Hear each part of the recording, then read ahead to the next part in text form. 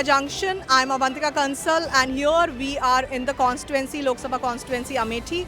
A lot of crowd has gathered here, as you can see. So there is a gathering. CM Yogi Adityanath, along with MP of Amethi, Smriti Irani, are going to come here to address the public. So let us just talk to the public who has gathered here, try to understand what is their viewpoint and what has got them here in such a heat in the month of May. So let's talk to them and understand their views.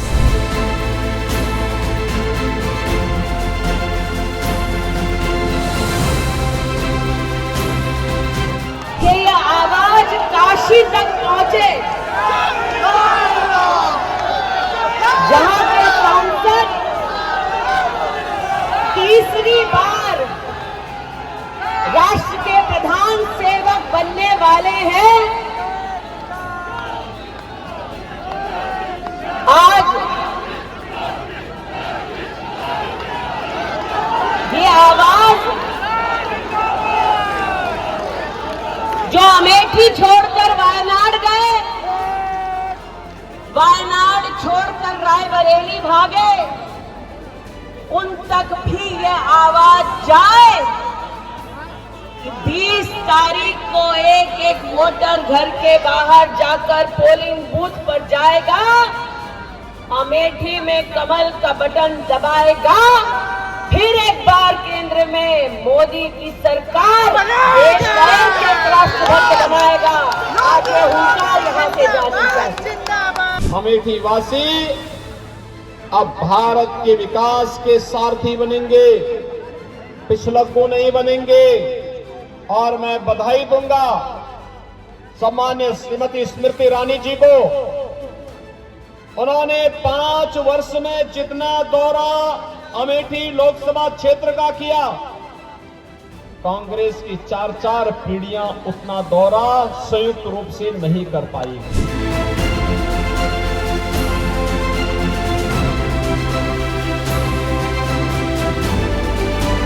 Sir, आपका नाम?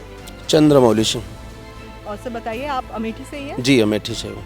और क्या आप काम क्या करते हैं? मैं खेती करता हूँ और जन्म से ही किसान का बेटा हूँ, मैं भी किसान हूँ। तो ये बताइए, पिछले बहुत दशकों से यहाँ पे कांग्रेस की सरकार थी और अभी पिछले 5 साल से बीजेपी की सरकार। जी। तो क्या आपने बदलाव देखा यहाँ पे? देखिए, यहाँ पे कांग्रेस और गांधी परिवार स्वयं लंबे समय तक यहाँ से सांसद रहे, MP चुने गए, PM भी हुए। लेकिन मैं आपको बताना चाहता हूँ कि यहाँ पे 100% किसान रहते हैं। आपने अमेठी देखा होगा, एक भी अभी शहर नहीं है। अब थोड़ा डेवलप हुआ है, गौरीगंज डेवलप हुआ, अमेठी डेवलप हुआ, लेकिन यहाँ पे जहाँ पे 100% किसान हो और उनको खेती करने के लिए वैज्ञानिकता के आधार पे कि हमारी ज़मीन में कौन सी फसल हो सकती है, कौन सी उर्वरक डाली जा सकती है, इन सब के लिए एक भी कृषि विज्ञान केंद्र नहीं था, जो कि अब भारतीय जनता पार्टी की सरकार में मोदी योगी जी के आशीर्वाद से यहाँ की सांसद दीदी स्मृति ईरानी जी ने हम किसानों के लिए एक कृषि विज्ञान केंद्र खोला। और इसी के साथ साथ ये जो खाद की रैक होती है ना, यहाँ पे एक बोरी पाने के लिए, खाद की एक बोरी पाने के लिए किसानों को लाठियाँ खानी पड़ती थी। सुबह 4 बजे लाइन लगाओ और उसके बाद जब उसका संचालक आता था तो पुलिस की लाठियाँ चल जाती थी। एक बोरी खाद के लिए लाठी खानी पड़ती थी। लेकिन 2014 में ही स्मृति जी दीदी जी ने यहाँ पे जो है रैक उतरवा दी खाद की, खूब खाद, जब मर्जी जाओ तब आपको मिलेगा। तो मूलभूत सुविधाओं ने से कांग्रेस ने हम सबको वंचित रखा। अब आप बताओ, किसान अपनी खेती करने के लिए कहाँ जाएगा? सॉइल टेस्टिंग लैब भी स्मृति दीदी ने यहाँ पे बनवाया, ये कांग्रेसियों ने नहीं बनवाया। मूलभूत सुविधाओं से वंचित रखा। और सर ये बताइए, इस बार राहुल गांधी अमेठी से चुनाव ना लड़के रायबरेली से लड़ रहे हैं, आपको क्या लगता है, क्या इसकी वजह रहे? तो वजह जाहिर सी बात है, चुनाव तो कोई भी हार सकता है, कोई भी जीत सकता है। ये तो जनता का जो फैसला होता है वो सबको सिरोधार्य करना चाहिए। लेकिन एकदम से अगर आप हार गए चुनाव तो एकदम छोड़ के भाग जाओ, ये कहाँ का न्याय है? 2019 हारे, उसके बाद घूम करके झांक कर देखा नहीं अमेठी की तरफ। उनको भी केवल 55,000 वोटों से ही तो हारे थे। बाकी जो है 4 लाख के आसपास उनको वोट दिए थे, उनकी भी चिंता 2019 से लेके 2024 तक 5 साल में क्या राहुल गांधी आए अमेठी? एक बार भी नहीं आए। जब भी आए हवा हवाई आए, और अब की बार एक न्याय यात्रा लेके आए थे। 80 की स्पीड में उनकी गाड़ी निकली है, कहीं पैर रखना भी मुनासिब नहीं समझा अमेठी को, इतनी है दृष्टि से देखते हैं उसको। तो इनको भी आभास है कि जो 4 लाख लोग इनको वोट दिए थे 2019 में, उनकी भी चिंता नहीं की। मान लीजिए आम जनमानस की चिंता नहीं करते, उनके लिए तो यहाँ आना था, दुख सुख में उनके शामिल होना था, नहीं आए। तो कहीं ना कहीं वो जो 4 लाख लोग थे, उनका भी अब जो स्वाभिमान जागा और वो लोग भी इनसे नाराज हुए। उसका आकलन राहुल गांधी जी को था, इसीलिए वो यहाँ से 1, 2, 3 हो गए और रफू चक्कर हो गए। नहीं तो यहीं से लड़ते, ये उनकी पारिवारिक सीट है, वो पहले ही हार स्वीकार कर लिए और यहाँ पे ठीकरा फोड़ने के लिए किशोरी जी को भेज दिया कि यदि हम होते तो जीत लेते। मैं दावे के साथ कह सकता हूँ राहुल जी की इतनी स्थिति यहाँ खराब गई थी कि जमानत के भी लाले पड़ जाते हैं। और सर ये यहाँ पे जो माहौल है, लोगों से बात की मैंने और वो बोल रहे हैं यहाँ पे ट्रिपल इंजन की सरकार है। एक तो सेंटर में बीजेपी है, स्टेट में बीजेपी है और यहाँ की सांसद भी बीजेपी से ही है। तो उस बारे में आपका क्या कहना है, लोगों के सेंटिमेंट्स के बारे में आपका क्या कहना है? देखिए, अब ये नई अमेठी है जो देख रहे हैं सड़क ना, ये गड्ढे कहीं नहीं दिखाई दे रहे ना, तो ये नई अमेठी है। कांग्रेस के समय गड्ढों वाली सड़क थी। राहुल जी जो यहाँ से 15 साल सांसद रहे, उसमें से 10 साल वो सुपर पीएम रहे और प्रदेश में उनकी सहयोगी सरकारें थी। मुलायम सिंह यादव जी मुख्यमंत्री होते हैं, 3 जिले में 24 घंटे लाइट होती है, लेकिन राहुल जी अपने संसदीय क्षेत्र में 5 घंटे लाइट भी नहीं दे पाए। मतलब यहाँ के बारे में कुछ सोचा ही नहीं। तो अब आम जनमानस जो आप जो है ट्रिपल इंजन की बात कर रही हैं, तो इसका अमेठी के आम जनमानस को इसका आभास भी है, फायदा भी मिला है और जो मूलभूत सुविधाओं से वंचित रखा। अभी हमने पूरा जो है चर्चा किया किसानों के विषय में, उसी के क्रम में आगे बढ़ाते हुए ये नई अमेठी है जहाँ की सड़कें एकदम चमचमाती हैं और अच्छी सड़कें हैं। 800 किलोमीटर के आसपास इन्होंने सड़कें बनाई हैं। ये नई अमेठी है जहाँ 5 घंटे से बढ़कर आज 18 घंटे लाइट है सबको। ये नई अमेठी है जहाँ पे राहुल गांधी जी स्वयं कई 15 सालों तक बाईपास से जाते थे, उनकी भी गाड़ी एकदम कूदते फांदे पहाड़ों जैसे सड़कों से वो निकलते थे। गाड़ी अंदर गई, पता चलता था गाड़ी का जो है बॉर्डर बराबर हो जाता था। वो आज जो है अच्छा बाईपास बन गया। ये नई अमेठी है जहाँ पे अमेठी में जाम से लोग परेशान थे, ककवा का ओवरब्रिज बन गया। ये नई अमेठी है जहाँ पे पूर्वांचल एक्सप्रेसवे बन गया। ये नई अमेठी है जहाँ लखनऊ से बनारस के लिए 4 लेन रोड हो गया।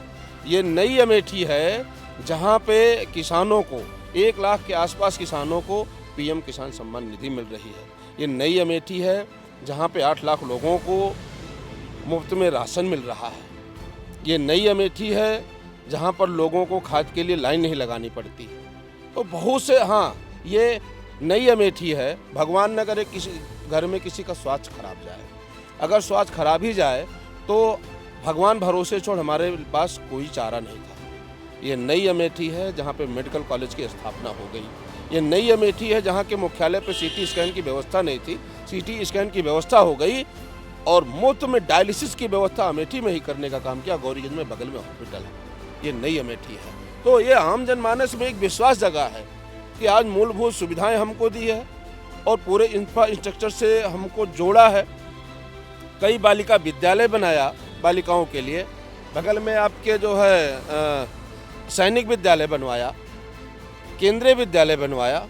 तो मूलभूत सुविधाओं से सबको जोड़ा और आज आम जनमानस में एक भरोसा है। यहाँ पे चुनाव नहीं हो रहा है, परिवार के मुखिया का चुनाव हो रहा है। और तेरी स्मृति ने यहाँ पे एक अभिभावक की तरह काम की है। कोरोना काल की मैं एक जो है चर्चा करना चाहता हूँ। गांधी परिवार जहाँ एक एयर कंडीशन कमरे में बैठ करके ट्विटर खेल रहे थे, तो यहाँ गर्मी 42 डिग्री तापमान में स्मृति दीदी सबके घरों में जाके भरोसा दे रही थी कि आप चिंता ना करो, आपकी दीदी, आपकी सांसद, आपकी बेटी, आपकी बहन आपके साथ खड़ी है। और जिनके घर में कोई भी ट्रेजेडी हुई है, उनके घर जाके उनको गले लगा के ढांढस बंधाया कि चिंता न करो, आपकी दीदी आपके साथ है।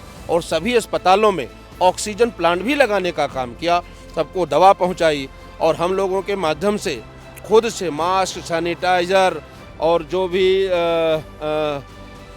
पीड़ित या गरीब परिवार थे जिनका रोज़गार उस समय पे जो है बंद हो चुका था, परेशान थे, उनको राशन भी देने का काम किया। और करीब 16 लाख के आसपास लोगों को अमेठी में जो बाहर खाने कमाने के लिए गए थे उनको भी लाने का काम अमेठी में किया, अपने संसाधन से, अपनी व्यवस्था से। और रात रात 1-1 बजे जाग करके लोगों को ऑक्सीजन दिलाना। मैं एक ग्रुप बना था जिसमें मैं स्वयं था। हमने एक जो है मैसेज किया रात को 1:05 पे, इनका ये फला नाम है, ऐसे ऐसे है, इनको ये प्रॉब्लम है। मेरे पास फ़ोन आया, चंद्रमौली उस परिवार से बात करो और हमने ये व्यवस्था करा दी है, मेरी बात हो गई है, उसको जो है ऑक्सीजन उपलब्ध हो गया है। अब बताओ ऐसी संवेदनशील सांसद कहाँ मिलेगी? हम जैसे कार्यकर्ताओं से, हम जैसे किसानों से सीधी बात कर लें और कहें कि जाओ जिसके लिए आपने सिफारिश की है उसको मिल गया, और उस परिवार से मिल के बताओ कि चिंता न करें, आपके परिवारीजन ठीक होंगे, आपको कोई समस्या नहीं आने वाली, आपकी दीदी आपके साथ कंधे से कंधा लगा के खड़ी है। आप लोगों ने ये कमल का फूल लगाया हुआ है, कहाँ से मिला और क्यों लगाया हुआ है? ये कमल का फूल लक्ष्मी जी जो विराजमान है ना, वहाँ से मिला है कमल का फूल। सनातन धर्म से मिला है हमें कमल का फूल।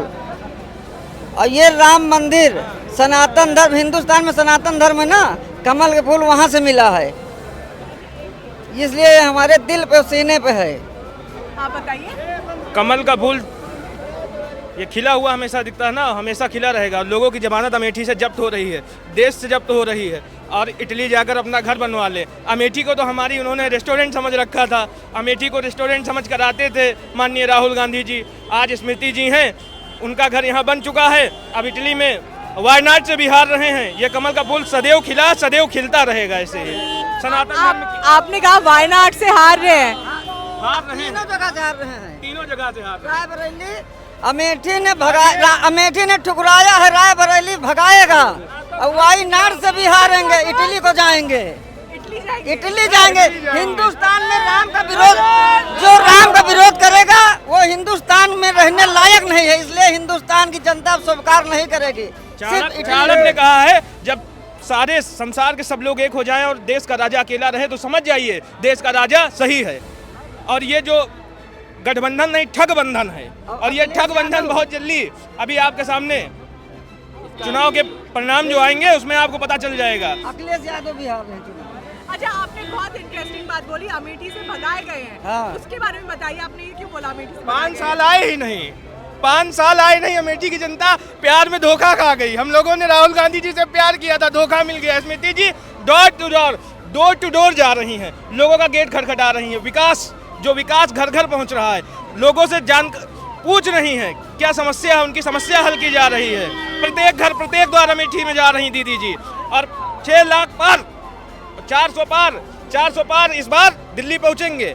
और अमेठी से 6 लाख पार अमेठी की दीदी स्मृति ईरानी जीत रही हैं, हमारा मान सम्मान जीत रहा है। यही नहीं, जिस तरह से केएल शर्मा जो है बताते हैं यहाँ आए हुए हैं लड़ने के लिए, उनको मैं बताना चाहता हूँ 10 साल पहले भी, ये 40 साल से बता रहे हैं, इन्होंने अमेठी और रायबरेली को जिस तरह से छला है, इन्हीं के कारण राहुल गांधी हार के गए हैं। अच्छा, केएल शर्मा के बारे में आप लोगों का क्या कहना है? केएल शर्मा को तो हम लोग जानते ही नहीं, वो कौन है, कैसे आ गए। इनका तो जीतने की बात छोड़िए, इनकी जमानत जब्त होने जा रही है। भारी वोटों से हमारी दीदी बहन स्मृति ईरानी जी जीतने जा रही हैं। और ये रामद्रोही हैं। ये जब वहाँ पे जाने से राहुल जी को परहेज था, अयोध्या जन्मभूमि पे ये नहीं गए तो हमारी सारी जनता इनको नकार रही है। यही नहीं, ये पाकिस्तान जाके भारत की बुराई करते हैं। ऐसे देशद्रोही हम लोग वोट नहीं दे सकते, कभी नहीं देंगे। और ये देश से बाहर जाएं, इनको यहाँ कोई आवश्यकता नहीं है।